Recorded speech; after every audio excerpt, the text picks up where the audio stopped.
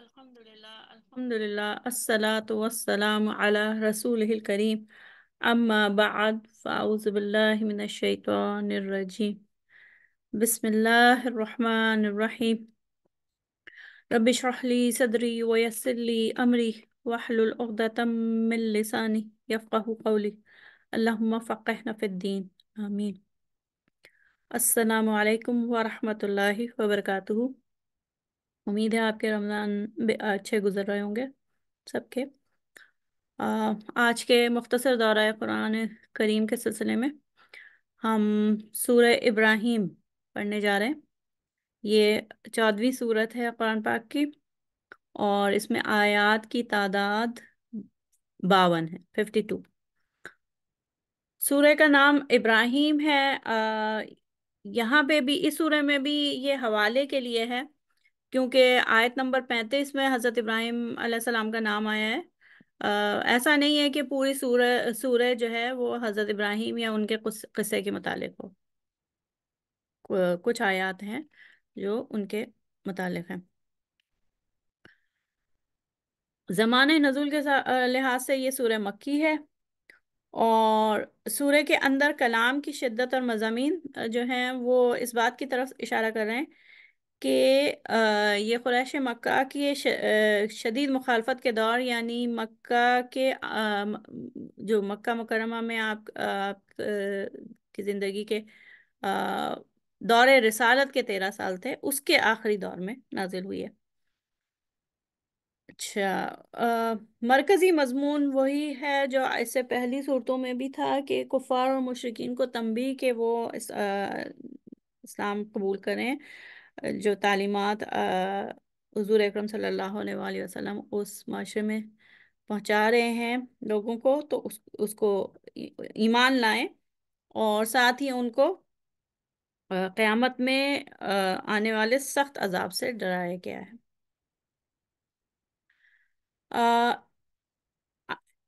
اس سورہ میں اگر ہم دیکھیں تو آیت نمبر 9 سے 13 میں حضور اکرم صلی اللہ علیہ وآلہ وسلم اور کفار کے درمیان جو اس وقت بحث چل رہی تھی، جو اعتراضات تھے اور اس کے جوابات، تو جو چل رہی تھی اس اور جس شدت سے جاری تھی، اس کا بیان ہے آیت نمبر 9 سے 13 میں۔ پھر آیت نمبر 13 سے 20 میں کفر کرنے والوں اور مخالفت اور ظلم کرنے والوں کو سخت ترین عذاب کی وعید ہے۔ یہ ان آیات میں بہت سخت عذاب کی وعید آئی ہے ان لوگوں کے لیے۔ اور پھر جب آگے جاتے ہیں سورہ میں تو وہ دو کلمات کے درمیان تقابل کیا گیا ہے، کہ کلمہ طیبہ اور کلمہ خبیثہ، ان دونوں کے درمیان کمپیرزن کر کے، اور پھر مسلمانوں اور مشرکین کے درمیان جیسے ایک تقابل کلمہ طیبہ اور خبیثہ، اور دوسرا تقابل ایمان والے اور غیر ایمان والے۔ اچھا، پھر پھر ہم چلتے ہیں کہ جو ہم مضامین کے حساب سے دیکھتے ہیں کہ اس میں کس طریقے سے مضامین ایک کے بعد ایک آ رہے ہیں۔ تو سورہ ابراہیم میں شروع میں آیت نمبر 1 سے 23 میں ہمیں مضامین کا ایک ہی مضمون کا تسلسل ملتا ہے، کہ شروع میں جیسے یہ پہلی آیت جو ہے وہ قرآن پاک کی غرض و غایت کو واضح طور پر بیان کرتی ہے، کہ کیوں قرآن پاک کو نازل کرنے کی کیا پرپز ہے، کیا وجہ ہے۔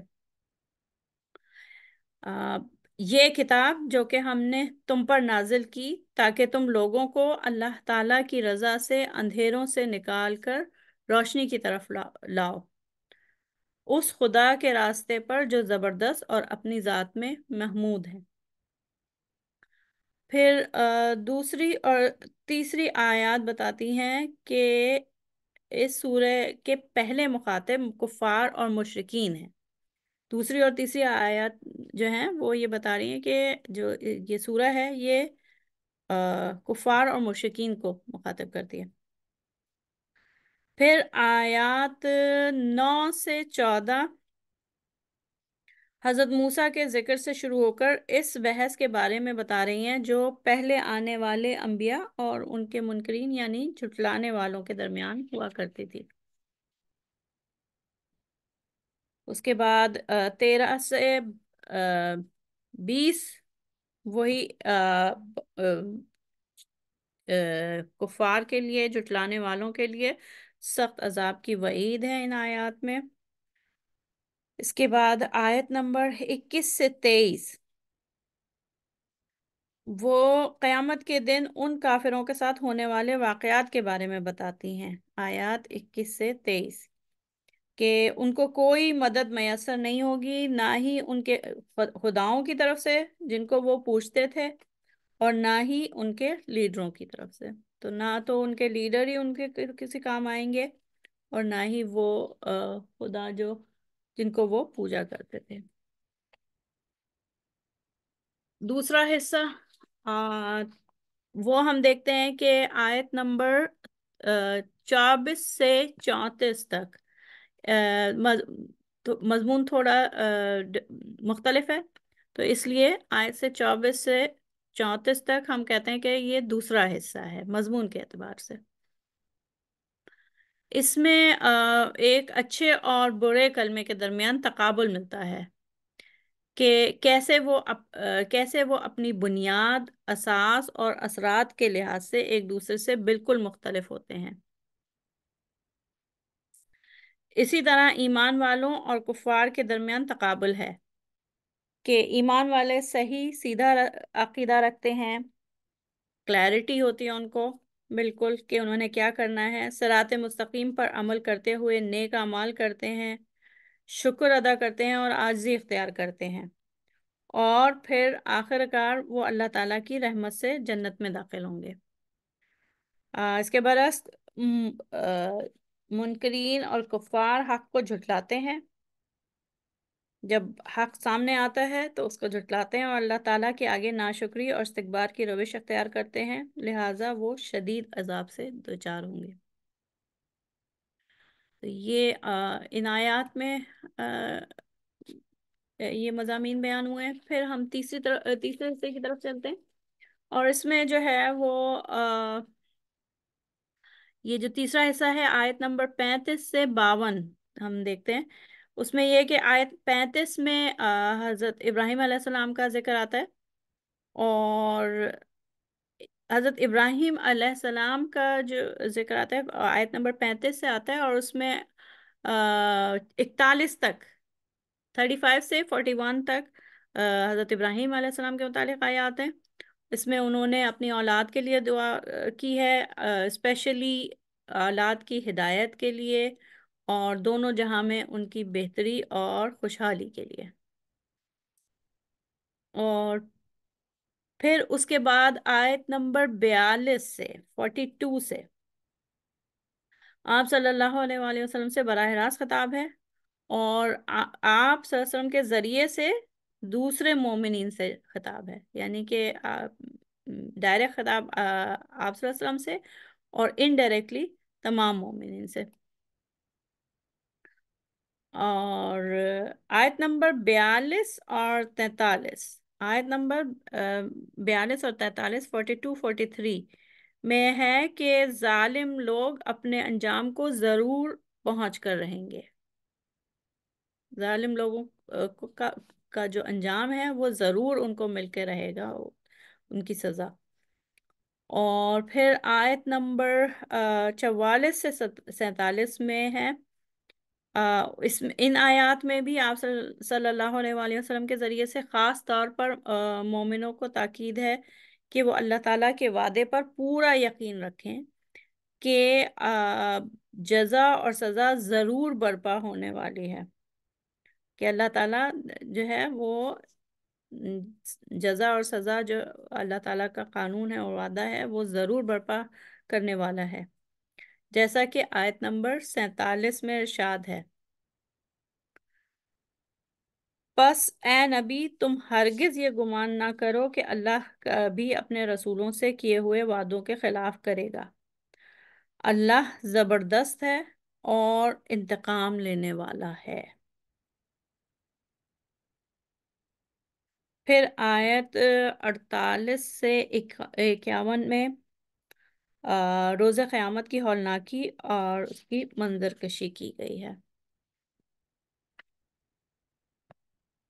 اور اس سورہ کی بالکل آخری آیت جو 52 آیت ہے، پھر اس آخری آیت میں پھر دوبارہ پہلی آیت کی طرح اس کتاب کے نازل ہونے کا مقصد اور آپ صلی اللہ علیہ وآلہ وسلم کو نبی یعنی خبر دینے والا بنانے کی غرض و غایت بیان ہوئی ہے۔